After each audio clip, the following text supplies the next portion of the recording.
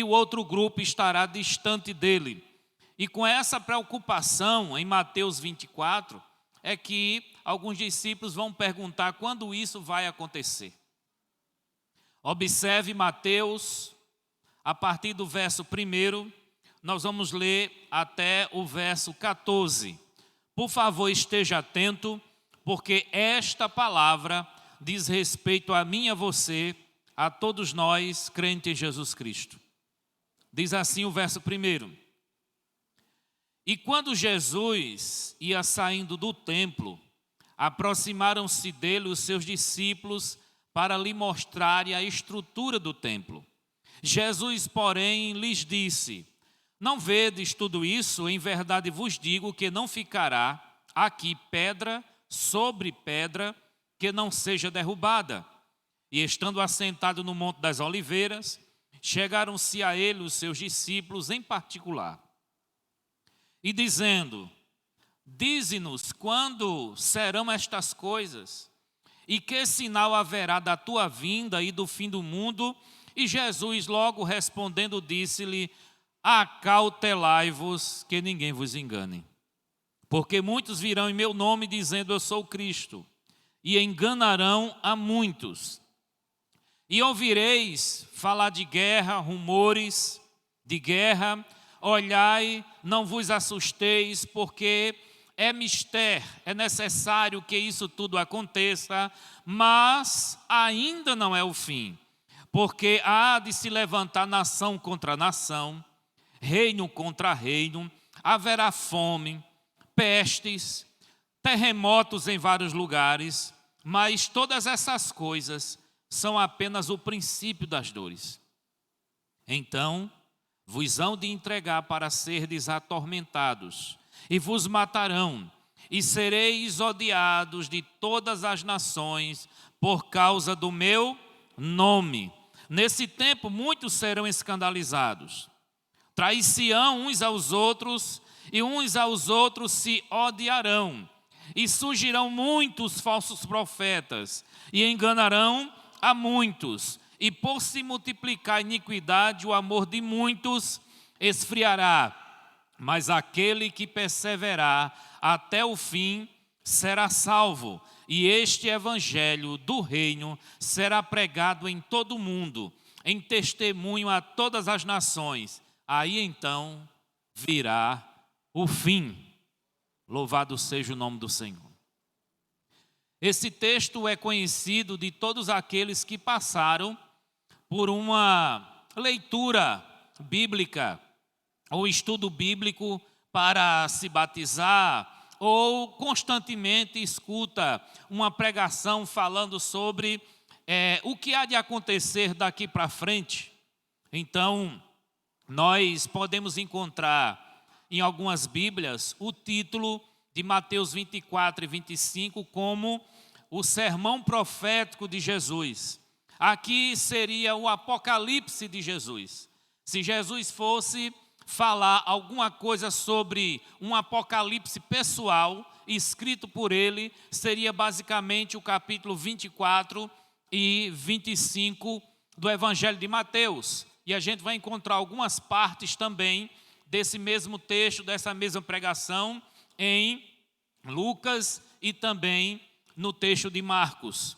Esse texto aqui é um alerta para cada um de nós, para que a gente entenda que a vida cristã, ela não começa aqui e encerra aqui.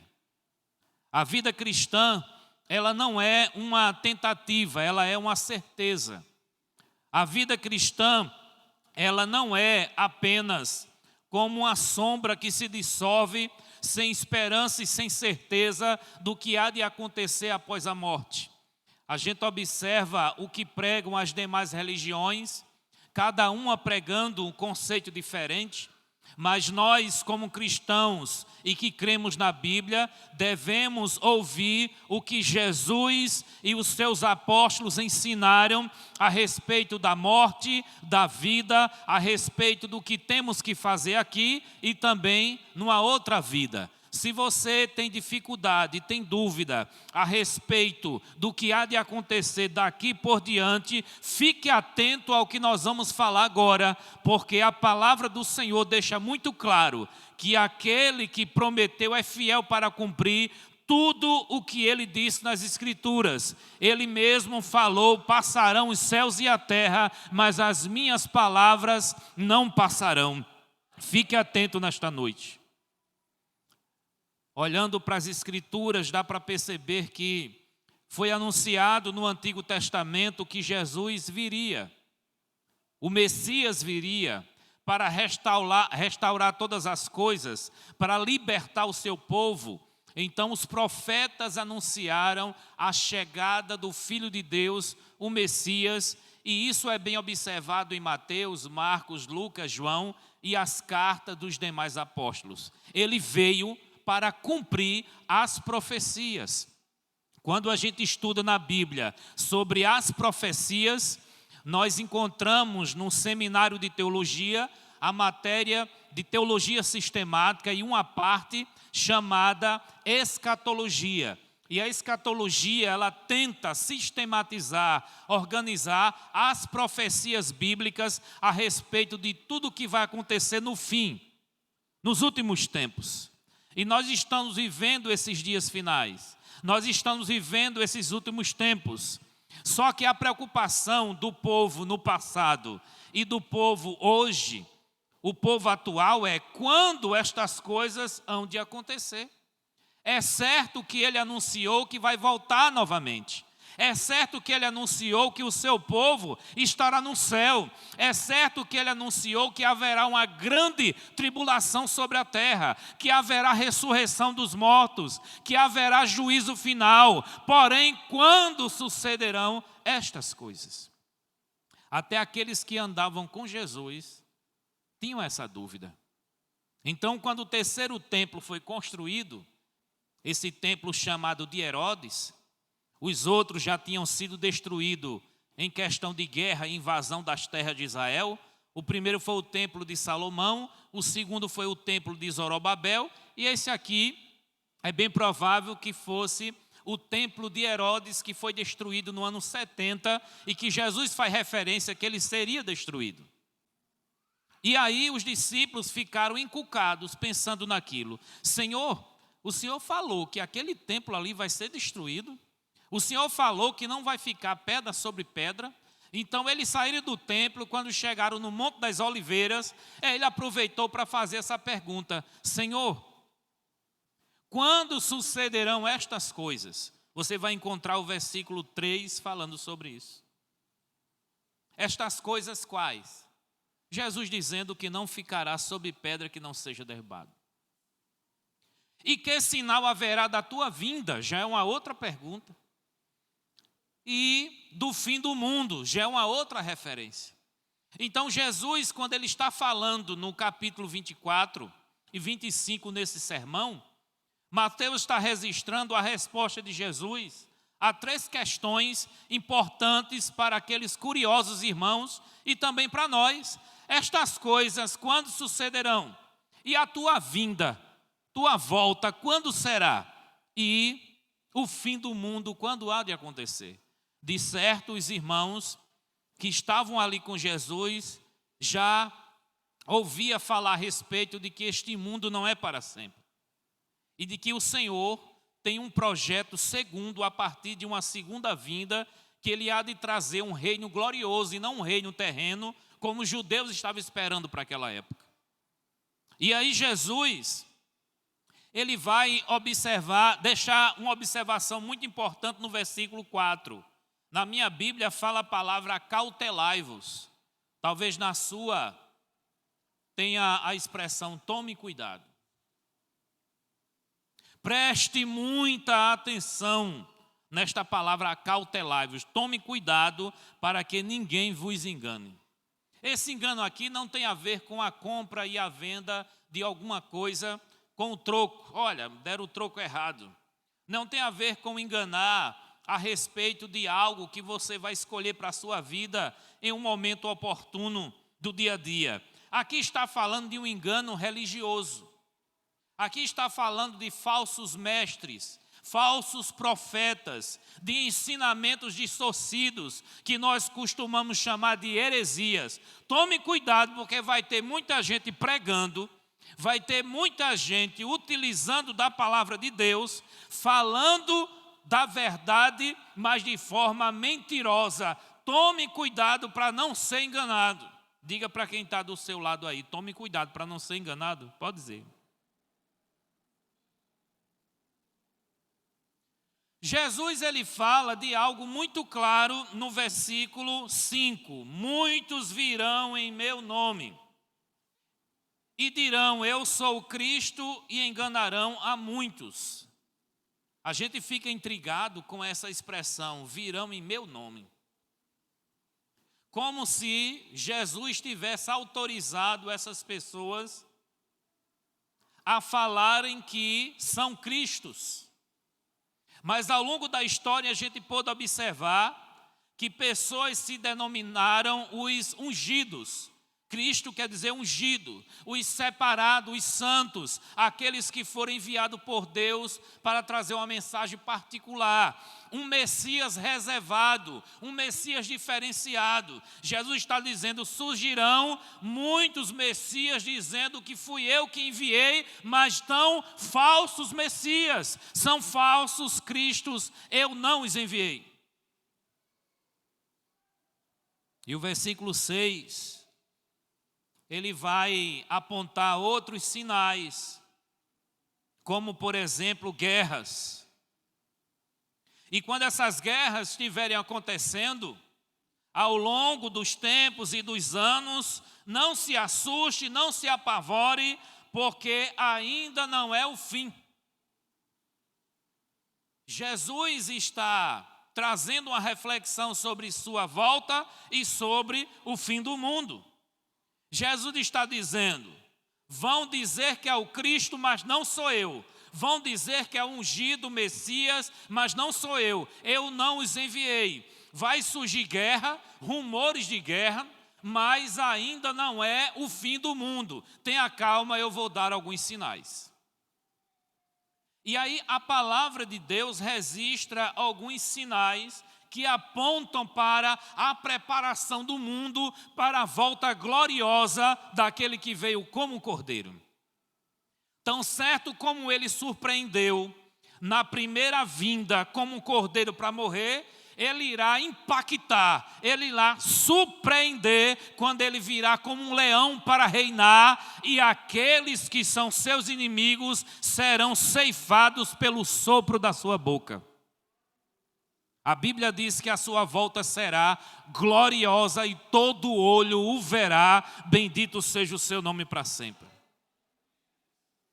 Embora muitos serão enganados com falsos cristos, embora muitos ficarão aterrorizados com tantas guerras, a Bíblia diz no verso 6, ainda não é o fim.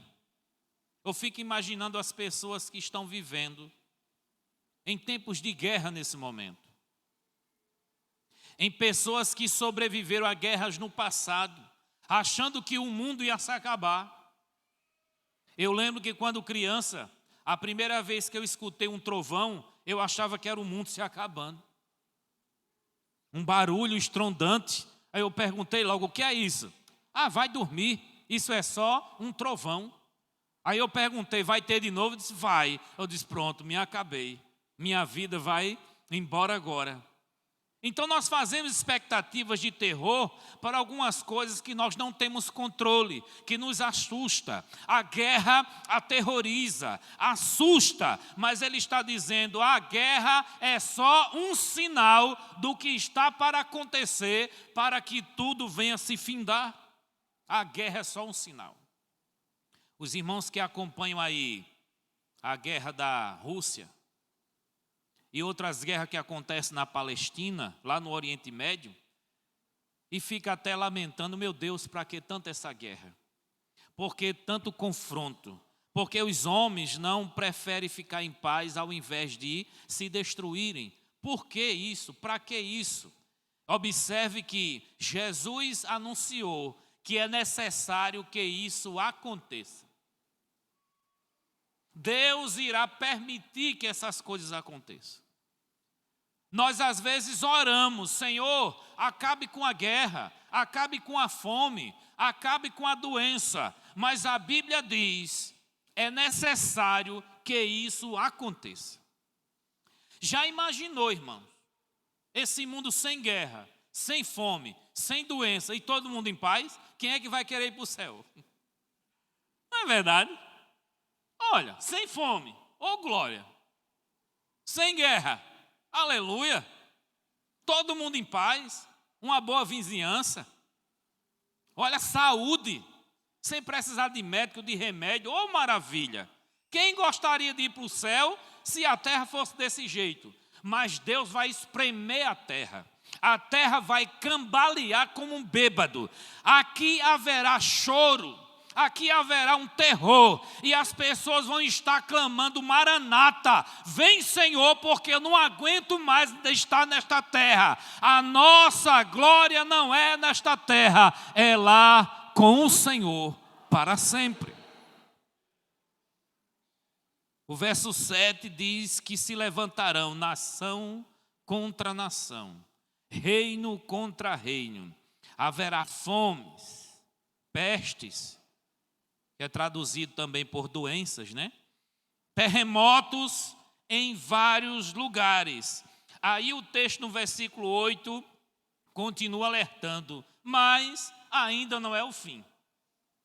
Você vai observar tanto terremoto, tanta doença, tanta fome, tanta guerra, e os ateus e críticos dizendo: se Deus existisse, não aconteceria tanto mal neste mundo, tanta coisa ruim neste mundo. Como se fosse Deus que mandasse a fome, como se fosse Deus que mandasse a doença. Deus continua no trono, Deus continua fiel àquilo que Ele anunciou que ia acontecer, mas Ele continua no controle de tudo, porque tudo isso vai convergir para a sua vontade e o seu plano de redenção e restauração de todas as coisas.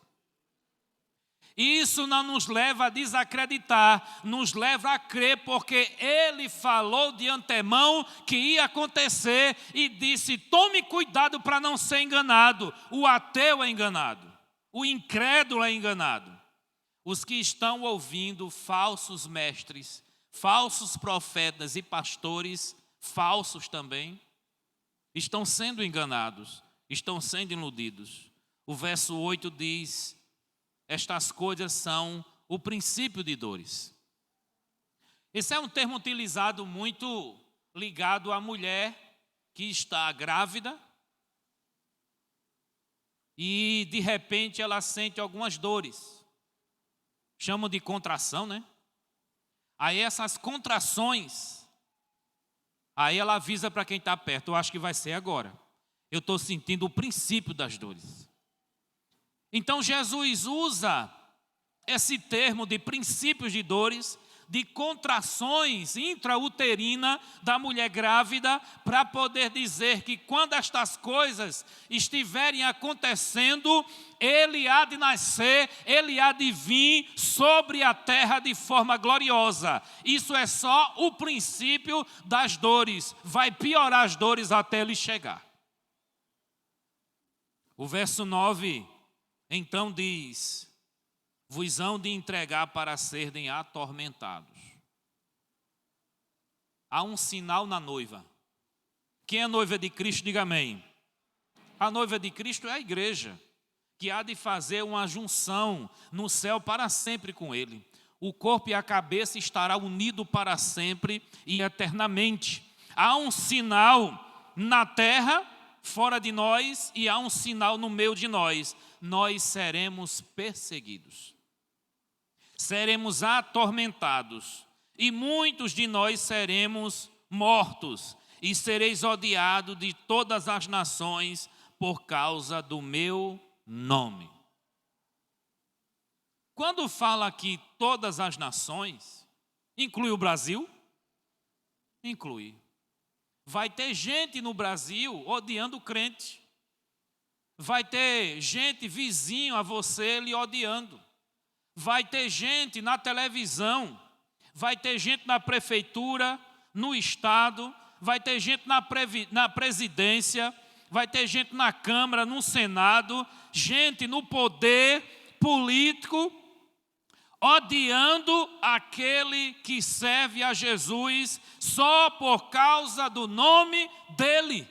Não é um ódio a você especificamente, é um ódio a Jesus que é refletido em você. Quanto mais você for parecido com Jesus, daqui para frente, mais odiado você será. Se você quiser ser amado pelo mundo, se você quiser fazer amizade com este mundo, você só é ficar menos parecido com Jesus. Evitar falar no nome de Jesus e no que ele ensinou, aí o mundo lhe abraça, aí as trevas batem palma e você vai ser o queridinho deste mundo. Por isso que ele disse, tome cuidado, acautelai-vos, porque muitos odiarão vocês. Vocês serão atormentados, vocês serão mortos por causa do meu nome. Mas lá no sermão da bem-aventurança, o capítulo 5, verso 12, ele vai dizer, bem-aventurados sois vós, quando vos injuriarem, e mentindo disserem todo mal contra vós por minha causa. Exultai e alegrai-vos, porque é grande o vosso galardão no céu, porque assim perseguiram os profetas que vieram antes de vós. Então é certo que levantarão falso testemunho, mentirão contra a igreja e contra o povo de Deus, para poder levantar leis contra a igreja, leis contra o povo de Deus, só porque servimos a Jesus, porque não há união entre a luz e as trevas. Isso é um sinal. O versículo 11 diz, surgirão muitos falsos profetas e enganarão a muitos. Quantas vezes chegamos numa reunião como essa, a uma pregação, o pregador abre a escritura, lhe fala ensinamentos a respeito da escritura sagrada e você abre a mente e pensa o seguinte, eu estava enganado a respeito desse assunto. Eu achava que era de outro jeito. Pode ter certeza, muitos que não estão assistindo através das redes sociais e muitos que estão aqui nesse momento sentados, eles estão acreditando em coisas que não deveria, porque não tem um contato direto com a Escritura.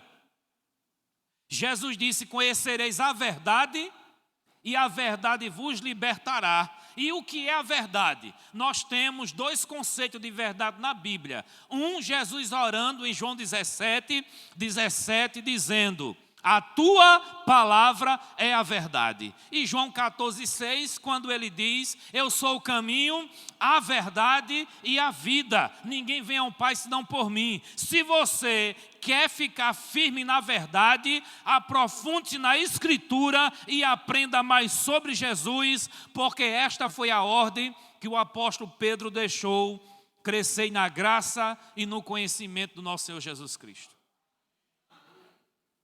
Quem aprende sobre Jesus não se embaraça com os negócios desta vida. Quem aprende sobre Jesus não se deixa enganar com qualquer coisa. Liga a rádio, aí tem lá um camarada dizendo a paz do Senhor, só porque diz a paz do Senhor é crente. Aí diz também aleluia, aí diz também glória a Deus, abre a Bíblia e começa a falar, ensinar algumas coisas na rádio, na televisão, na internet. E de repente você diz, é a Bíblia, então vem de Deus. Disse a paz do Senhor, então é crente. Disse aleluia, glória a Deus, então aí tem o Espírito Santo. É só dizer aleluia, glória a Deus que está cheio. Vai.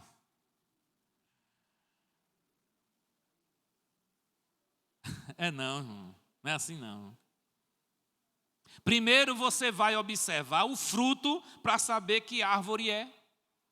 Primeiro você vai abrir a torneira para saber se a água vale a pena ou não. Porque muitas águas têm jorrado dessas fontes, água suja, baldeada, e você precisa saber o que vem de Deus e o que não vem. É conferir pela Escritura se o que está sendo ensinado é realmente aquilo que vem de Deus. muitos falsos profetas surgirão e enganarão a muitos. E por se multiplicar a iniquidade, o amor de muitos se esfriará. Olha que coisa interessante. Marca registrada, a gente pensa que só é guerra, fome, peste e terremoto. Mas a marca registrada também é no campo religioso e político. Dentro do sistema político haverá lei ou leis haverão em perseguição como um decreto em obediência às autoridades. Quer obedecer à lei, persiga crente, odeie crente. Isso aconteceu no 1º, 2º, 3º e 4º século da era cristã. É só voltar um tempinho atrás, havia decreto para denunciar aonde tinham os crentes escondidos. Alguns adoravam até em tumbas, em cavernas, para servir a Deus e fugir da morte. Tinha alguns que precisavam de escola, plano de saúde e alimentação, negava Jesus para poder ter o sustento da família. Havia reis com cartas dizendo, assina aqui negando a Jesus e você vai ter toda a cobertura do Estado para tudo que você precisar. Houve muita perseguição ao ponto de colocar em um ginásio grande, como se coloca jogador para jogar bola hoje, se colocava leões, feras terríveis para poder devorar o quê? O povo de Deus que servia de zombaria e diversão para aqueles que estavam no poder. Isso vai voltar. E vai voltar multiplicadamente, porque Jesus disse que isso aqui que ele está anunciando é só o princípio das dores, ainda não é o fim. Então nós temos muita coisa para acontecer, ainda, para ver ainda. Acredite no que eu vou lhe dizer. Muitos irmãos que partiram no período da pandemia estão com o Senhor felizes da vida, porque já sabe o que nos espera a partir de então. Parece que não morrer é coisa boa, mas muitas vezes nós encontramos na Bíblia dizendo que muita gente vai pedir para morrer de tanto terror que haverá nesta terra. Então não questione a Deus, porque Ele levou alguns, porque Ele saberia da vida de cada um, se permaneceria até o fim ou não. Não questione a Deus. O versículo 12 diz, a iniquidade se multiplicará e o amor se esfriará. Pecado a gente observa todos os dias, em todos os lugares, mas iniquidade é algo muito massacrante e marcante. O iníquo, ele é perverso. Ele tem um prazer descarado em cometer pecado e ele faz para ofender a divindade e para ofender quem não concorda com aquilo. Ele faz de forma descarada e isso vai se multiplicar. A iniquidade, a forma de pecar com prazer e descarada vai se multiplicar e o amor de muitas pessoas se esfriará, ao ponto de dizer, eu nem vou orar mais por esse, que esse aqui está perdido. Eu nem vou mais evangelizar, porque aquele ali não quer Deus. Olha, o amor por Deus vai se esfriar, o amor na família vai se esfriar, mas tome cuidado, porque o verso 13 diz, aquele que perseverar até o fim, esse sim é que será salvo. A marca aqui é a esperança de que Ele vai voltar. A marca aqui é de que Ele há de nos guardar. E a marca aqui é que a perseverança é a marca registrada daqueles que hão de herdar a salvação. Diga para quem está do seu lado aí com amor e carinho, persevera até o fim, meu irmão. Continue firme, meu irmão. Eu assisti algumas vezes um programa desse aí de o pessoal cantando na televisão.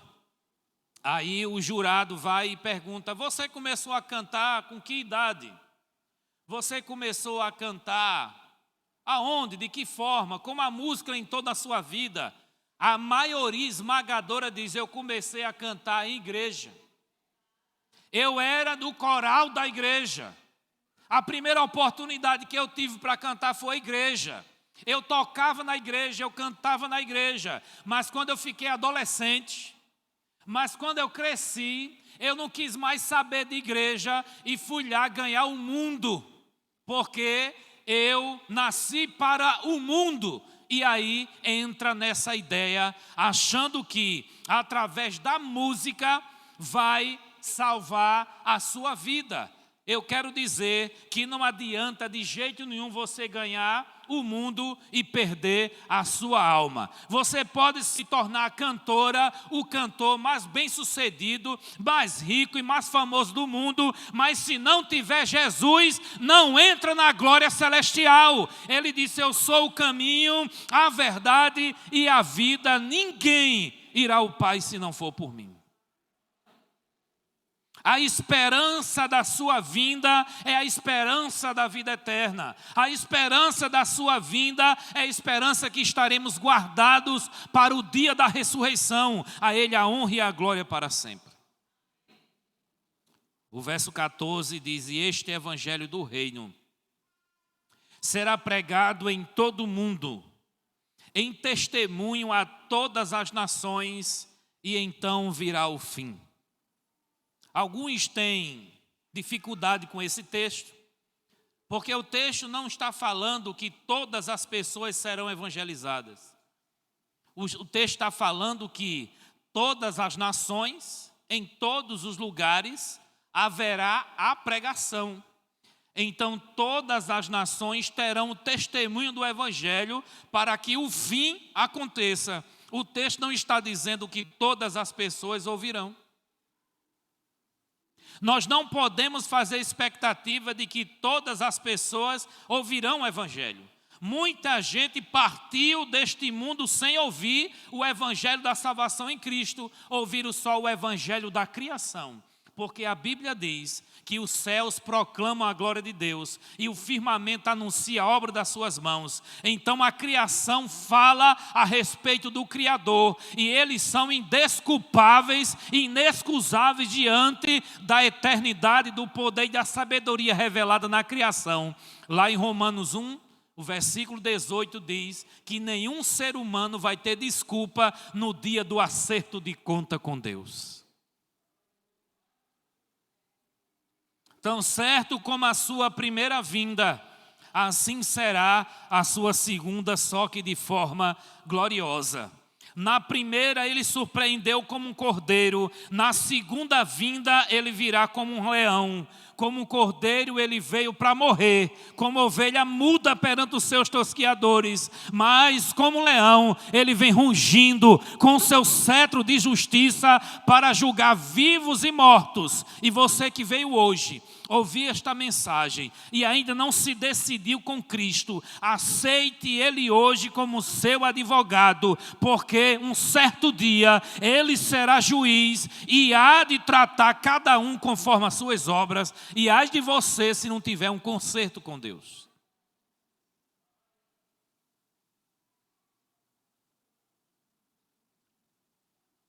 Nós precisamos montar um quebra-cabeça na Escritura. Quando se fala da volta de Cristo, se fala de um momento em que será num abrir e fechar de olhos. E às vezes se fala num momento em que todo olho verá como um relâmpago que sai do Oriente e se mostra no Ocidente. Aí chega-se aquele cruzamento de informação e se pergunta, ele vai voltar com uma fase ou duas fases? Ele vai voltar de uma forma ou de várias formas?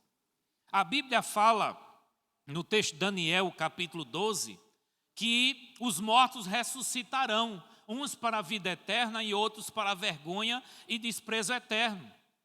No Evangelho de João, Jesus também fala que muitos que estão no pó da terra ressuscitarão, uns para a vida eterna e outros para a vergonha e desprezo eterno. Mas a pergunta é, vão ressuscitar todo mundo junto, cada um para o seu lugar? Ou vai ter primeiro a ressurreição dos justos, depois dos ímpios? Então, esses conceitos divergem entre uma igreja e outra. Mas a certeza é de que ele voltará. Amém? A certeza é de que haverá ressurreição. Se não fosse assim, Paulo não teria escrito o capítulo 15 na primeira carta aos Coríntios. Ele vai falar no capítulo 15, da primeira carta aos Coríntios, só sobre a ressurreição. O tema lá é a ressurreição. E ele vai dizer que, de certa forma, que Jesus morreu e ressuscitou, assim aquele que é crente em Jesus há de morrer, mas há também de ressuscitar. E ele vai dizer que do jeito que Jesus ressuscitou, com um novo corpo glorioso, que não vai mais provar da morte, assim nós vamos ressuscitar. Nós vamos sair da tumba se estivermos mortos e nós vamos ter um novo corpo. Glória a Deus. E estaremos para sempre com o Senhor. Eu tenho uma certeza comigo de que vocês não vão me conhecer, nem vão conhecer o irmão Ramos. Eu li um texto, irmão, que eu fiquei assim, Jesus, que é isso? Foi Mateus 10, 30. A Bíblia diz que todo o fio da nossa cabeça está sendo contado. Eu achei isso incrível. Para que ele vai contar, irmão? Se não tem utilidade nenhuma, eu orgulhoso caía e não apanhava e Deus contando. Já imaginou aquela cabeleira linda de 18 anos atrás? Não é? Quem conheceu o irmão Ramos assim, ou eu desse jeito, e me vê um cabelo mais bonito do que o de Roberto Carlos, fazendo assim. Será que esse é o professor Gil? Sou eu mesmo. Pela voz sou eu. Tudo restaurado, irmão. Tudo renovado, coisa linda. Eu estou aqui conjecturando, brincando com os irmãos. A Bíblia diz que vai ser um novo nome, ou glória. A Bíblia diz que vai ser um novo corpo. Glória a Deus por isso. Aquilo que o olho não viu, que o ouvido não ouviu e que não subiu ainda. Os pensamentos humanos Deus tem preparado para aqueles que o amam, coisa gloriosa. Bendito seja o seu nome. Não se iluda com os esplendores deste mundo. Não se iluda com aquilo que o Deus desse século oferece. Porque o que Deus tem para nós é muito melhor e muito maior. O versículo 24 ainda de Mateus 24. Ele continua dizendo: porque surgirão falsos cristos e falsos profetas, e farão tão grandes sinais e prodígios que, se possível, enganaria até os escolhidos. Como é que é isso? Como é que falso profeta vai fazer milagres e prodígios? Porque eles têm fé e eles estimulam a fé das pessoas. E os sinais que vão se cercar a respeito desses falsos profetas vão atrair multidões, porque tem gente que quer a bênção e não o abençoador. Tem gente que está querendo apenas ter uma vida melhor e não uma vida com Deus, e vão se iludir com esse tipo de gente. Eu vi um documentário sobre o João de Deus, que de Deus não tem nada. Que vinha gente de tudo que é lugar do mundo para ele fazer cirurgia espiritual. Até brincaram comigo: vai, Gil, quem sabe o cabelo não volta. Deixa quieto, irmão. E aí a gente observa que muitos em internet, televisão, não muito longe da gente, fala de milagres. A mão de Deus está aqui, venha ser curado, receba dali que eu recebo daqui, e tome fogo, e tome bola, e tome cura, e tome tanta coisa.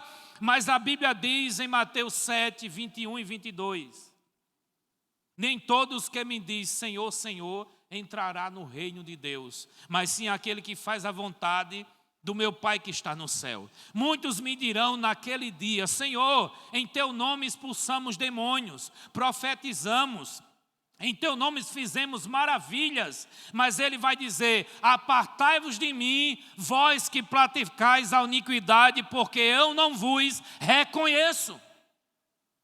Então haverá coisas que parecem ser de crente, mas não é de crente. Haverá coisas que parecem ser de Deus, mas não é de Deus. Quem está entendendo o que eu estou falando, diga amém. O versículo 25 diz algo muito importante. Eis que vos tenho predito. Jesus está dizendo, eu avisei. Eu estou avisando antecipadamente. Fique alerta. Portanto, se vos disserem, ele está no deserto, não saia. Ele está no interior da casa, não acredite. Porque assim como um relâmpago que sai do Oriente e se mostra no Ocidente, assim será também a vinda do Filho do Homem. O Filho do Homem é Ele mesmo. Jesus, como homem, Ele se dizia Filho do Homem. E como Deus, Ele se dizia Filho de Deus. O versículo 29, ele vai dizer, e logo depois da aflição daqueles dias, o sol escurecerá, a lua não dará mais a sua luz, as estrelas cairão do céu, as potências do céu serão abaladas, então aparecerá no céu, aleluia, o sinal do Filho do Homem, e todas as tribos da terra se lamentarão, e verão o Filho do Homem, vindo sobre as nuvens do céu, com poder e grande glória, e ele enviará os seus anjos com rijo clamor de trombeta, os quais ajuntarão os seus escolhidos desde os quatro ventos de uma a outra extremidade dos céus. Quem crê de verdade que Jesus vai voltar? Levante sua mão aí, quem está esperando Jesus voltar. Quem crê que vai fazer parte desse povo escolhido que vai estar com Ele? Levante a sua mão. Bendito seja o seu nome. Nós temos certeza que Ele vem. Nós esperamos que Ele venha. Maranata, venha Senhor. Nós estamos à tua espera. A Ele a honra e a glória para sempre. Temos que ter essa certeza. E não só certeza, mas também esperança. Porque tem gente que sabe que Ele vem, mas não vive em torno da sua vinda. Se prepara apenas para uma vida aqui e agora. Tem gente fazendo planos para filhos e netos. Tem gente fazendo planos para viagem, etc. Não é errado fazer planos. Planejar é até orientado por Deus para que a gente não faça escolha errada. Mas você não pode deixar de fora que Ele pode vir hoje, agora. Nesse momento, você não pode deixar de fora de que Ele pode em algum momento vir e pegar você desapercebido, porque a Bíblia dá certeza que Ele vem, mas a Bíblia também diz, vigie. O verso 32, acompanhe comigo. Ainda em Mateus 24. Quem está gostando, diga, manda mais, Jeová.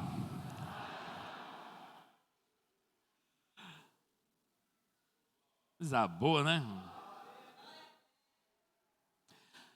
Verso 32. Aprendei, pois, esta parábola da figueira. Se é uma parábola, ele vai falar uma coisa, mas querendo dizer outra. É uma parábola, é uma ilustração, é uma metáfora. Ele vai contar uma história e dessa história vai tirar uma lição, preste atenção. A parábola é o seguinte. A figueira, quando já os seus ramos se tornam tenros e brotam folhas, sabeis que está próximo o verão. Igualmente, quando você vê estas coisas acontecerem, sabei que Ele está próximo como se estivesse às portas. O que é que Jesus está dizendo? Você percebe nas árvores que quando está chegando o verão, não muda as árvores? Não tem um sinal mostrando que vai chegar o inverno, que vai chegar o verão. Então, quando essas coisas que eu estou dizendo começarem a acontecer, não fique com medo não, só fique alerta, porque eu posso chegar a qualquer momento. É como alguém na porta só esperando o momento de bater e querer entrar. Louvado seja Deus. O verso 34, em verdade vos digo que não passará esta geração, sem que todas estas coisas aconteçam. O céu e a terra passarão, mas as minhas palavras não hão de passar. Mas, 36, daquele dia e hora ninguém sabe, nem os anjos do céu, mas unicamente meu Pai. Aí ele vai comparar agora com Noé. E como foi nos dias de Noé, assim será também a vinda do Filho do Homem. Porquanto, assim como nos dias anteriores ao dilúvio, comiam, bebiam, casavam, davam-se em casamento, até o dia em que Noé entrou na arca, e não perceberam, até que veio o dilúvio e os levou a todos, assim também será na vinda do Filho do Homem. Então, estarão dois no campo, um será levado e o outro será deixado. Estarão duas moendo no moinho, uma será levada e outra será deixada. Vigiai, pois não sabeis a que hora há de vir o vosso Senhor, mas considerai isso: se o pai da família soubesse a que vigília da noite havia de vir o ladrão, vigiaria e não deixaria minar a sua casa. O que Jesus vai falar daqui para frente é só isso: vigiar. E o que significa essa palavra vigiar para um crente? Vigiar não é ficar olhando para algo. Eu tenho uma gatinha lá em casa, na verdade eu tenho duas, é a minha esposa e uma que a gente pegou no meio da rua. E aí, a gatinha que a gente pegou no meio da rua, ela viu um passarinho, pousou no muro, ela subiu e ficou bem concentrada no passarinho. Eu chamo isso de vigiar até poder dar o bote. Ela fez isso também com a lagartixa e outros insetos que aparecem lá. A bicha é um terror. Chegou na área dela, ela fica logo de olho. Mas vigiar é mais do que olhar concentrado. Na Bíblia, quando se fala de vigiar, está falando a respeito de um monte de coisa.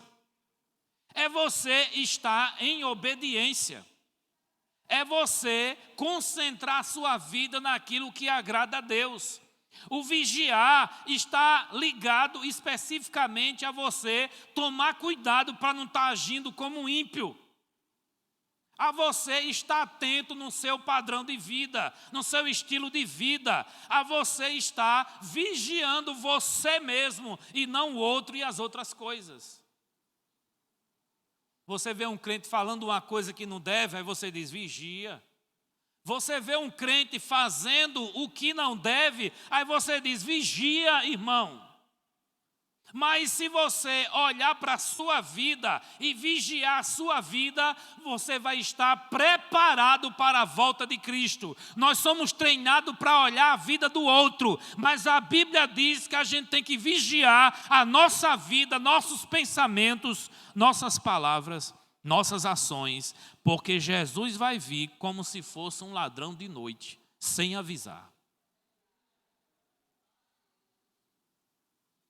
A parábola dos dois servos que vai ser falado aqui é para que a gente viva trabalhando para Deus, que quando o Senhor chegar, quer encontrar trabalhando. Isso é vigiar. A parábola que ele vai falar das 10 virgens, fala a respeito de uma lâmpada, fala a respeito de um azeite. Então as virgens que estavam preparadas e foi ao encontro do noivo, e o noivo recebeu essas virgens, foi as que estavam com a lamparina acesa e azeite na reserva. Isso significa vigiar. Na parábola dos talentos, que vai a partir do verso 14, do capítulo 25, está falando a respeito daquilo que o Senhor nos dá para fazer e que devemos fazer. E vigiar tem a ver com isso. Fazer aquilo que Deus mandou fazer. Diga com carinho para quem está do seu lado aí, o que Deus mandou, faça. Vigia, crente. Observa que vigiar não é só ficar olhando, vigiar é fazer. Tanta gente recebe talento de Deus, recebe dom de Deus, recebe responsabilidade de Deus, mas enterra o talento. A Bíblia diz que o Senhor vai dizer, lançai o servo inútil nas trevas exteriores e ali haverá choro e ranger de dente. A partir do verso 31 fala também do julgamento das nações. A Bíblia diz que haverá um trono e nesse trono um grande juiz assentado. E ele vai separar pessoas para um lado e para o outro. Vamos comparar aqui, ó, essas duas filas e essas duas filas. O pessoal que vai estar à direita de Deus, a Bíblia chama de ovelhas. E nesse mesmo texto, aqueles que estão à esquerda, a Bíblia chama de bodes. O pastor me perdoe, minha esposa também e os demais irmãos. É só uma comparação. Eu nem acredito que tenha bode aqui. Eu acredito que todos são ovelhas. Me ajude, Jesus. E ele vai dizer: tive fome e me deste de comer. Tive sede e me deste de beber. Eu estive nu, enfermo, na prisão, e me vestistes, fosse me visitar.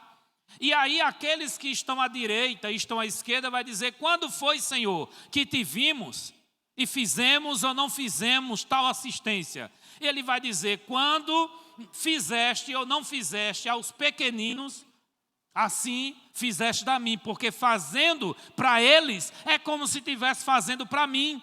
E aqueles que estão à sua direita, ele vai dizer: vinde bendito do meu Pai, possuir por herança o reino que vos está preparado antes da fundação do mundo. Mas vai dizer também ao que está à sua esquerda: apartai-vos de mim, maldito, para o fogo eterno, preparado para o diabo e os seus adeptos. Porque eu tive fome e não me deste de comer, eu tive sede, nu, enfermo e na prisão e não me assististe. Esse texto parece dizer que a salvação depende do que a gente faz de obras pelos outros. É claro que a gente não vai ler só um texto na Bíblia para não se embaraçar nisso. A salvação não é pelas obras. A salvação é para as obras. Efésios capítulo 2, versículo 8, 9 e 10, o apóstolo Paulo esclarece isso muito bem. Pela graça sois salvos, por meio da fé, e isto não vem de vós, é dom de Deus, e não vem das obras, para que ninguém se glorie. Porque as obras foram criadas por Deus, para que cada um de nós venha manifestá-la. Então eu sou salvo para as boas obras. Eu não faço boas obras para ser salvo. Quem entendeu, diga eita. Então o crente, naturalmente, ele crê no Evangelho.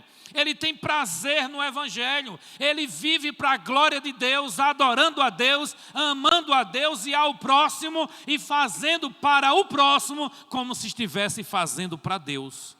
Porque nós vamos prestar conta diante de Deus. Irmãos, o apóstolo Pedro, ele fala a respeito da vinda do Senhor. Eu já estou encerrando na segunda carta, o capítulo 3. É um capítulo todo falando sobre a volta de Cristo.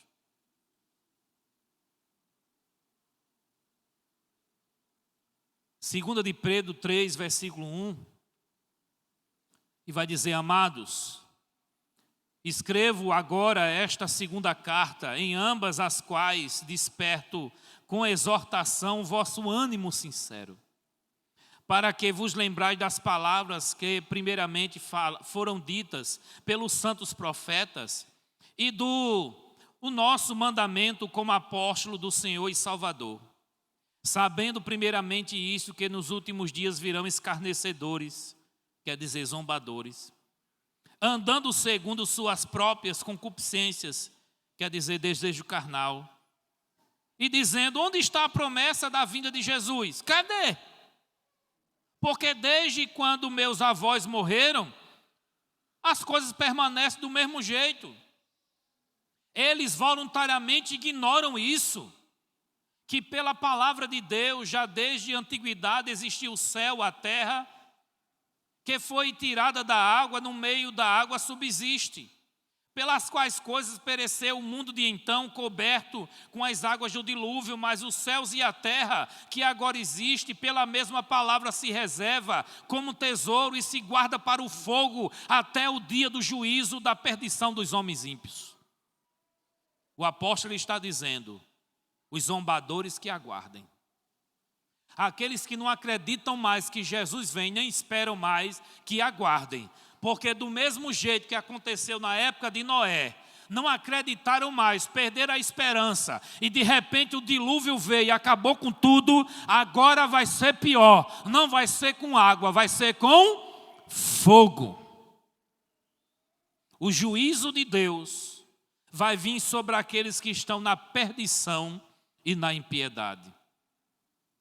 O verso 8 diz: mas amados, não ignoreis uma coisa, que um dia para o Senhor é como 1000 anos, e 1000 anos como um dia. O Senhor não retarda a sua vinda, a sua promessa, ainda que alguns tenham como se fosse demorada, mas Ele é paciente conosco, não querendo que alguns se percam, senão que todos venham a arrepender-se. O dia do Senhor virá como ladrão de noite, no qual os céus passarão com grande estrondo, e os elementos queimando se desfarão, e a terra e as obras que nela há se queimarão.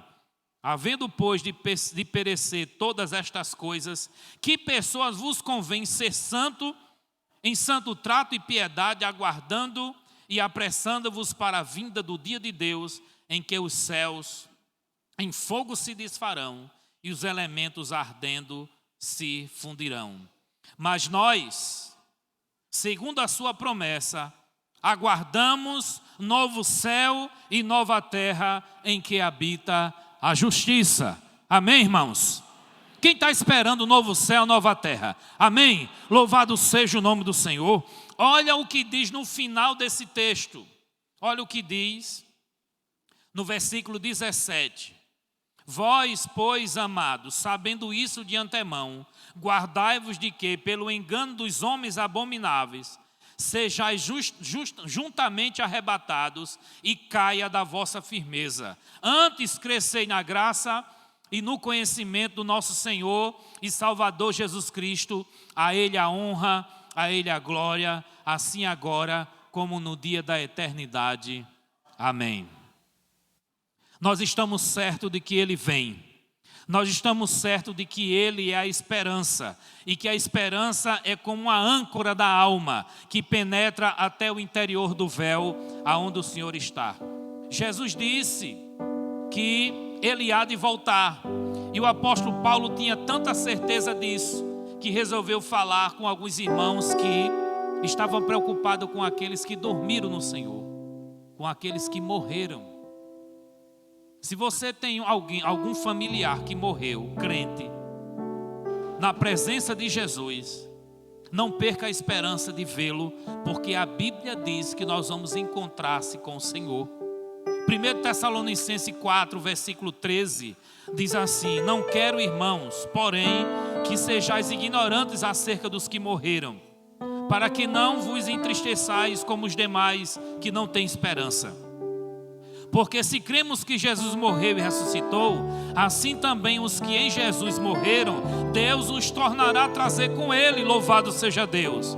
Dizemos-vos, pois, isto pela palavra do Senhor, que nós, os que ficarmos vivos para a vinda do Senhor, não iremos antes dos que morreram, porque o Senhor descerá do céu com um alarido, com a trombeta de Deus, com voz de arcanjo, e os que morreram em Cristo ressuscitarão primeiro. Depois nós, os que ficarmos vivos, seremos arrebatados juntamente com eles nas nuvens, a encontrar o Senhor nos ares, e assim estaremos para sempre com o Senhor. Portanto, consolai-vos uns aos outros com estas palavras. Fique de pé.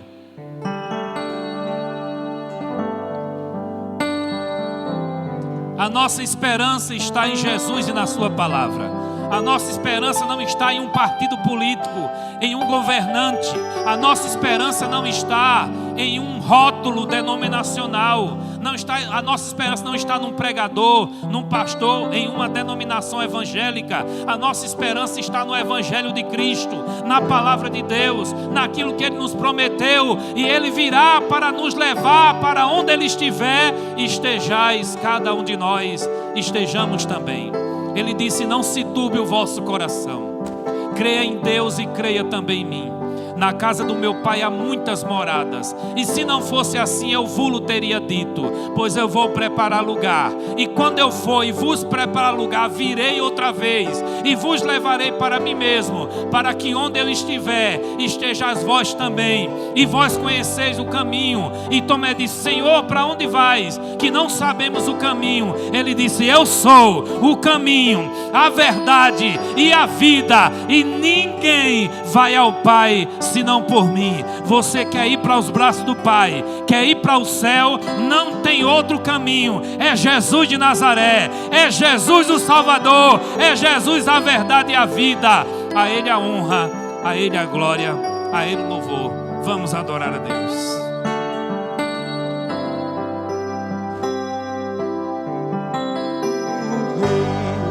Está voltando, o Rei está voltando, a trombeta está soando, o meu nome. Canta, igreja. O Rei está voltando, o Rei está voltando, aleluia. Ele vem me buscar. Mais uma vez. O Rei está voltando, a trombeta está soando, o meu nome vai chamar. O Rei está voltando, o Rei está voltando, aleluia.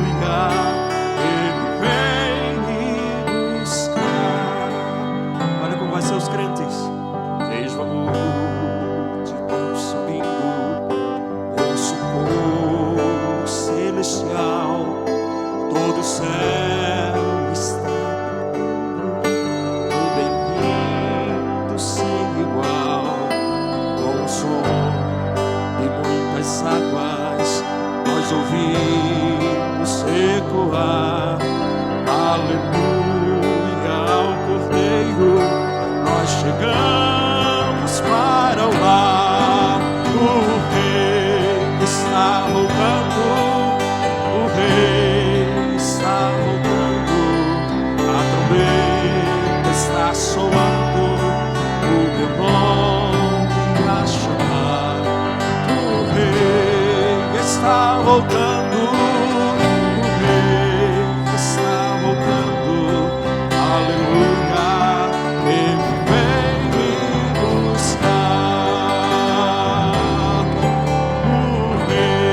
Está voltando,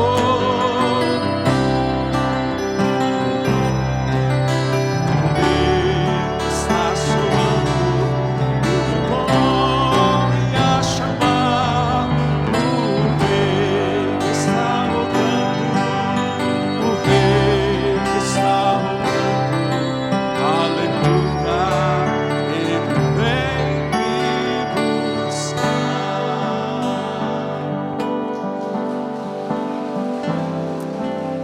Louvado seja Deus. Só existe um povo que está esperando Jesus voltar. É quem vai estar com Ele. Os que vão estar com Ele estão esperando.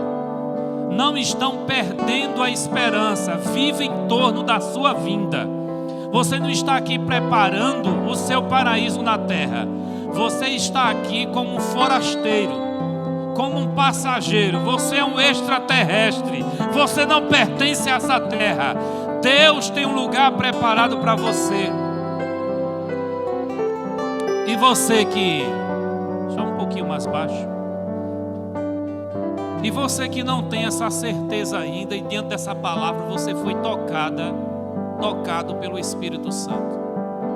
Você pode estar ali na plataforma superior, do meu lado esquerdo, do meu lado direito. De que lado você quer estar naquele dia do julgamento final? O que é que você quer ouvir de Deus? Bendito, vinde bendito, ou apartai-vos de mim, maldito? Sua fé está dizendo que Ele vai te aceitar do jeito que você está? Ou você precisa aceitá-lo primeiro?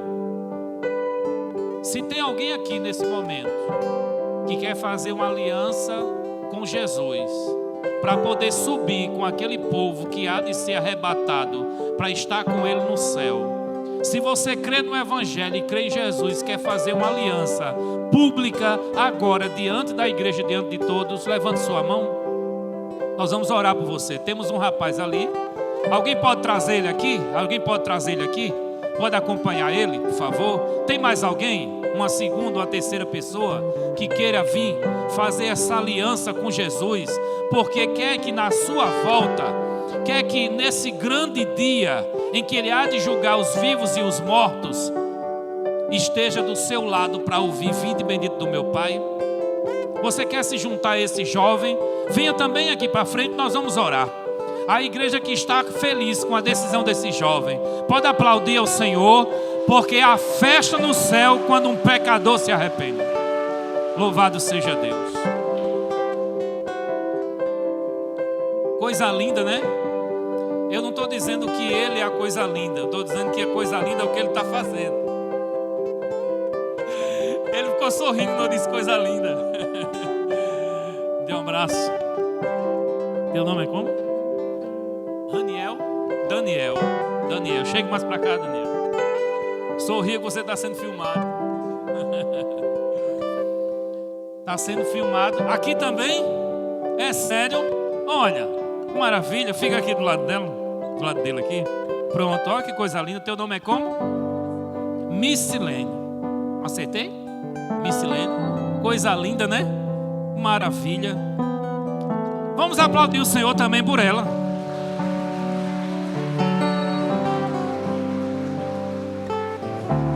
Já imaginou, no dia do acerto de conta, você que não se decidiu ainda, Jesus dizendo: eu te dei a oportunidade várias vezes e você agiu como se não fosse verdade.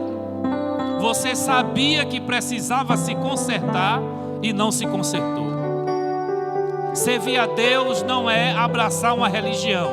Servir a Deus é crer no Evangelho de Jesus Cristo e andar como Ele andou. Bendito seja o seu nome. Saia das trevas e abraça a luz, porque na meia-noite o noivo vai tocar a trombeta e ele vai vir para julgar todas as nações. Vamos orar? Nessa oração a gente ora encerrando. A gente ora encerrando também. Nessa mesma oração, orando por eles, nós oramos também encerrando. Agradecemos os irmãos que acompanharam aqui com louvor. Que dia maravilhoso, né? Que dia festivo, né?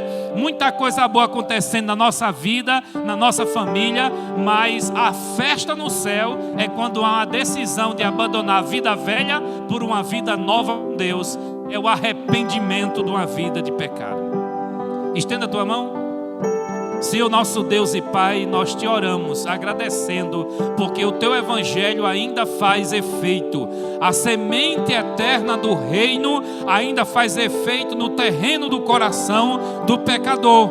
Pedimos que o Senhor continue a fazer a obra que o Senhor começou a fazer na vida destes meus irmãos. O Senhor sabe o que precisa ser feito para que eles sejam do jeito que o Senhor quer. Tira todo o embaraço, tira tudo aquilo que está atrapalhando o seu caminhar, toda a pedra do caminho, toda pessoa que atrapalha de se aproximar de ti.